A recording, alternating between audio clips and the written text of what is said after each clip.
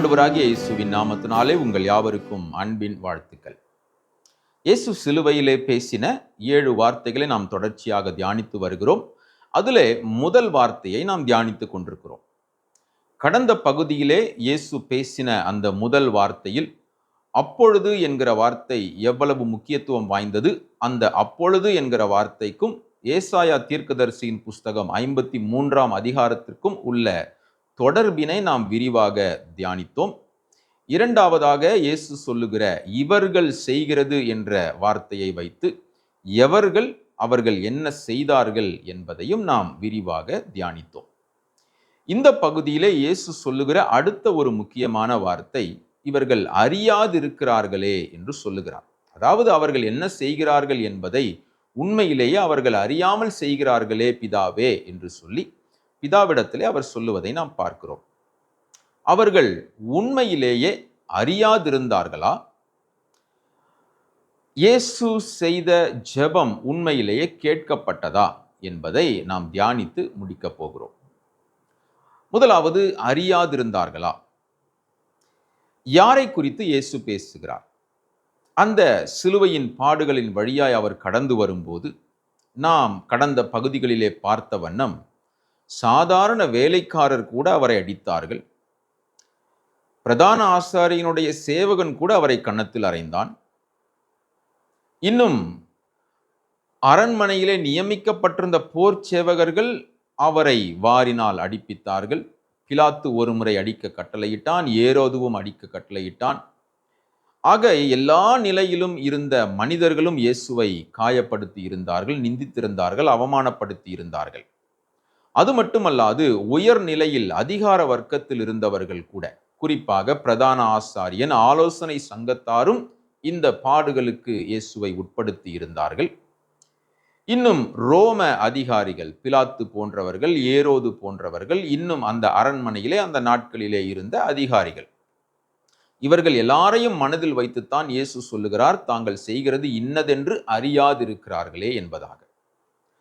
நன்றாக கவனித்து பாருங்கள். இந்த அறியாதிருக்கிறார்களே என்கிறதான வார்த்தையானது ரோமர்களுக்கு அது பொருந்தலாம், ஆனால் யூதர்களுக்கு அது பொருந்துமா?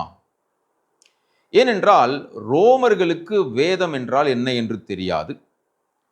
பழைய ஏற்பாட்டினை அவர்கள் அனைவரும் படித்து அறிந்தவர்கள் அல்ல. வெளிப்பட போகிற மேசியாவை குறித்ததான தீர்க்க தரிசனம் இப்படியெல்லாம் எழுதப்பட்டிருக்கிறது என்பதை அவர்கள் வாசித்து அறிந்து கொண்டிருக்கவும் வாய்ப்புகள் இல்லை. ஆக உண்மையிலேயே அன்றைக்கிருந்த ரோம அரசாங்கமும் ரோம போர் சேவகர்களும் ரோம அதிகாரிகளும் இதை அறியாமல் செய்தார்கள். ஆனால் அந்த யூதர்களை சற்று யோசித்து பாருங்கள். அவர்கள் அறியாமல் செய்தார்களா? அதை நான் எப்படி பார்க்கிறேன்?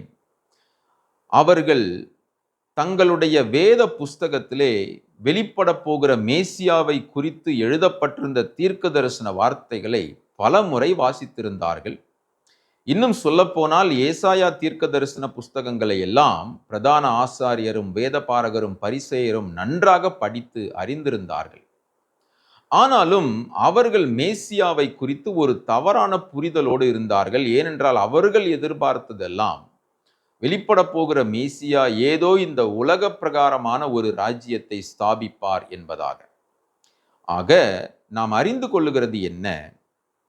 அன்றைக்கு இயேசுவை காயப்படுத்தின ரோமர்கள் உண்மையிலேயே அறியாமல் செய்தார்கள். ஆனால் யூதர்கள் அறியாமல் செய்யவில்லை, உணர்வில்லாமல் செய்தார்கள். அவர்களுக்கு என்ன காரியங்கள் நடக்கும், எப்படிப்பட்ட சம்பவங்கள் எல்லாம் பூமியிலே நிறைவேறும் இயேசுவின் நாட்களிலே என்பதை குறித்து தெளிவாக எழுதி கொடுக்கப்பட்டிருந்தும் பலமுறை அவர்கள் அதை வாசித்திருந்தும் அவர்கள் உணர்வில்லாமல் இருந்தபடியினால் ரோமர்கள் அறியாமல் செய்தார்கள், இந்த யூதர்கள் உணர்வில்லாமல் அதை செய்தார்கள் என்பதை நாம் புரிந்து கொள்ள வேண்டும். முதலாவது, இப்பொழுது இயேசு செய்த ஜெபத்திற்கு நாம் வருவோம். அவர் பிதாவிடத்திலே கேட்கிறார், மனதார கேட்கிறார், பிதாவே இவர்களுக்கு நீர் மன்னித்து விடும், என்னை இந்த அளவிற்கு இவர்கள் காயப்படுத்துகிறார்களே என்று சொல்லி கோபம் கொண்டு இவர்களை தண்டிக்க வேண்டாம், இவர்களை நியாயத்திலே கொண்டு வந்து நிறுத்த வேண்டாம், நான் மனதார இவர்களை மன்னிக்கிறேன் என்பதாகத்தான் இயேசு அங்கே சொல்லுகிறார். ஆனால் உண்மையில் இயேசுவின் ஜெபம் கேட்கப்பட்டதா என்றால் அது ஒரு மிகப்பெரிய கேள்விக்குறியே. நன்றாக கவனித்து பார்ப்போமானால், ஒரு ரோம அதிகாரியாகிய பிலாத்து அவன் வேத வசனத்தையும் பழைய ஏற்பாட்டின் மேசியாவை குறித்த வாக்கியங்களையும் அறியாதவனாக இருந்தாலும், ஒரு குற்றமற்ற மனிதனை நான் தவறாக தீர்ப்பு செய்துவிடக் கூடாது என்பதிலே ரோம அதிகாரியான பிலாத்து மிக கவனமாய் இருந்தபடியினால்தான் இந்த யூதர்களுக்குள் கலகம் உண்டாகிற ஒரு நிலைமை வந்தபோது, இந்த குற்றம் என் மேலும் என் சந்ததி மேலும் என் குடும்பத்தின் மேலும் சுமராதிருப்பதாக என்று சொல்லி அவன் கைகளை கழுவுவதை நாம் பார்க்கிறோம். ஆனால் இந்த யூத ஜனங்கள் எப்படி நடந்து கொள்கிறார்கள்?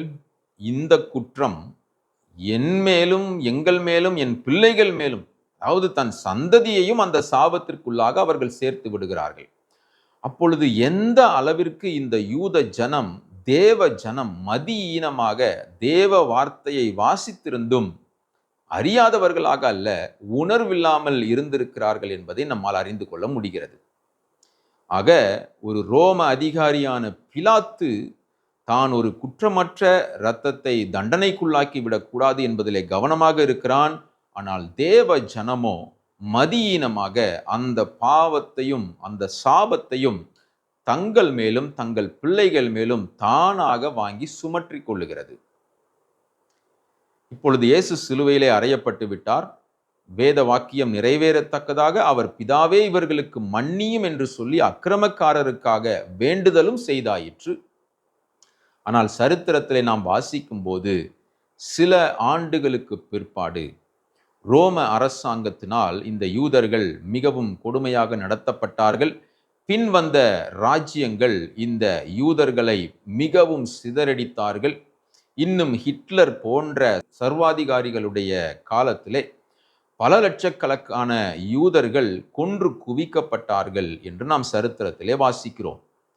அதோடு நில்லாமல் யூதர்கள் தங்கள் குடும்பத்தை இழந்தார்கள், தங்கள் பிள்ளைகளை இழந்தார்கள், தங்களுடைய சம்பாத்தியம், தங்கள் உடைமைகள் எல்லாவற்றையும் இழந்து நாடற்றவர்களாக பல்வேறு தேசங்களுக்கு சிதறடிக்கப்பட்டார்கள் என்பது சரித்திரம் நமக்கு சொல்லும் உண்மை. ஏன் இவைகள் சம்பவித்தது? அந்த யூத ஜனங்கள் அன்றைக்கு இயேசுவை சிலுவையில் அறைவதற்கு முன்பாக எந்த குற்றம் தன்மேல் சுமரக்கூடாது என்று சொல்லி பிலாத்து கை கழுவினானோ அதே குற்றத்தை அவர்கள் தங்கள் மேல் வாங்கி தாங்களாகவே சுமத்தி கொண்டார்கள். ஆக நான் எப்படி பார்க்கிறேன், இயேசு மனதார அவர்களை மன்னித்திருந்தாலும் பிதா அந்த ஜெபத்தை கேட்டதாக எனக்கு தெரியவில்லை. அந்த யூத ஜனங்கள் தங்களுடைய வாயின் வார்த்தையின்படியே நீதியுள்ள நியாயாதிபதியினால் நியாயந்தீர்க்கப்பட்டார்கள் இந்த உலகத்திலே என்பதை அந்த வார்த்தையும் அந்த சம்பவங்களும் நமக்கு தெளிவாக உணர்த்துகிறது. ஏன் அந்த ஜெபம் கேட்கப்படவில்லை? உதாரணத்திற்கு, நான் ஏதோ ஒரு மனிதருக்கு மிக மோசமான ஒரு கெடுதலை செய்து விடுகிறேன். ஆனால் அந்த மனிதர் என்ன செய்கிறார்? என்னை மனதார அவர் மன்னித்து விடுகிறார்.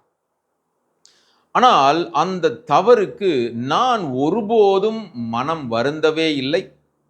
அவரிடத்திலும் மன்னிப்பு கேட்கவில்லை, தேவனிடத்திலும் மன்னிப்பு கேட்கவில்லை. நான் அப்படியே வாழ்ந்து கொண்டிருக்கிறேன். ஆக அந்த பாதிக்கப்பட்ட மனிதர் உண்மையிலேயே என்னை மன்னித்திருந்தாலும் அந்த பாவம் தேவனால் அது மறைக்கப்பட்டு போகுமா? அவர் என்னை மன்னித்து விடுவாரா என்றால் அது ஒரு மிக பெரும் கேள்விக்குறியே. நான் உண்மையிலேயே என்னுடைய பாவத்தையும் என்னுடைய தப்பிதத்தையும் உணர்ந்து நான் மன்னிப்பு கேட்காத வரை அந்த பாவம் எனக்கு மன்னிக்கப்பட போவதில்லை. அதே சம்பவம் தான் அன்றைக்கு சிலுவையிலும் இயேசுவுக்கும் யூதர்களுக்கும் இடையே நடந்த அந்த இயேசுவின் வேண்டுதலிலும் நடந்திருக்கிறது என்பதை என்னால் அறிந்து கொள்ள முடிகிறது. இயேசு உண்மையிலேயே மனதார அவரை மன்னித்தார். பிதாவிடத்திலும் அவர்களை மன்னிக்கும்படி கேட்டுக்கொண்டார். ஆனால் அந்த யூத ஜனங்கள் ஒருபோதும் மனம் திரும்பாதபடியினாலே, ஒருவேளை ஒரு சிலர் கடைசியிலே மனம் திரும்பினார்கள், அவர்களுக்கு அது மன்னிக்கப்பட்டிருக்குமே அன்றி பொதுவாக மன்னிப்பு கேட்காத மனம் வருந்தாத யாருக்கும் அது மன்னிக்கப்படவில்லை. மிகுந்த பாதிப்புகளுக்கு அந்த முழு யூத ஜனமுமே உள்ளானது என்பதை நாம் சரித்திரத்திலே வாசிக்கிறோம். ஆக இந்த இயேசு பண்ணின வேண்டுதல், பிதாவே இவர்களுக்கு மன்னியும் என்பது, நாமும் நமக்கு விரோதமாக எத்தனையோ குற்றங்களை செய்த, நமக்கு விரோதமாக தீங்கிழைத்த மனிதர்கள் நம்முடைய வாழ்க்கையிலே வருவார்கள். அவர்களையும் இயேசு எப்படி மன்னித்தாரோ அதே போல நாமும் மன்னிக்க வேண்டியது அவசியம் என்பதை அந்த வசனம் உணர்த்துகிறது. அதே நேரத்திலே அந்த சம்பந்தப்பட்ட நபர் உண்மையிலேயே மனம் வருந்தி தேவனிடத்திலே மன்னிப்பு கேட்காதவரை அது அவருக்கு மன்னிக்கப்படாமல் போவதற்கும் வாய்ப்பு உண்டு என்பதையும் இந்த வார்த்தை நமக்கு உணர்த்துகிறது.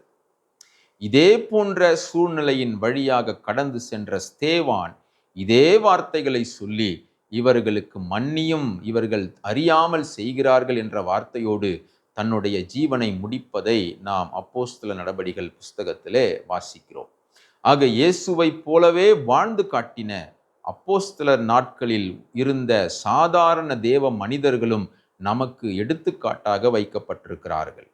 ஏன் பின் நாட்களிலே நம்முடைய இந்திய தேசத்திலே, ஆஸ்திரேலியா தேசத்திலிருந்து வந்து குஷ்டரோகிகள் மத்தியில் ஊழியம் செய்து கொண்டிருந்த ஒரு குடும்பத்தை சேர்ந்த கிரஹாம் ஸ்டெயின்ஸ் அவருடைய 2 பிள்ளைகளோடு கூட வாகனத்திலே வைத்து எரித்து கொல்லப்பட்டார்களே, அந்த சம்பவத்தை பார்த்த முழு இந்திய தேசத்தில் உள்ள தேவ மனிதர்களும் நாம் பதறி போனோம் அல்லவா?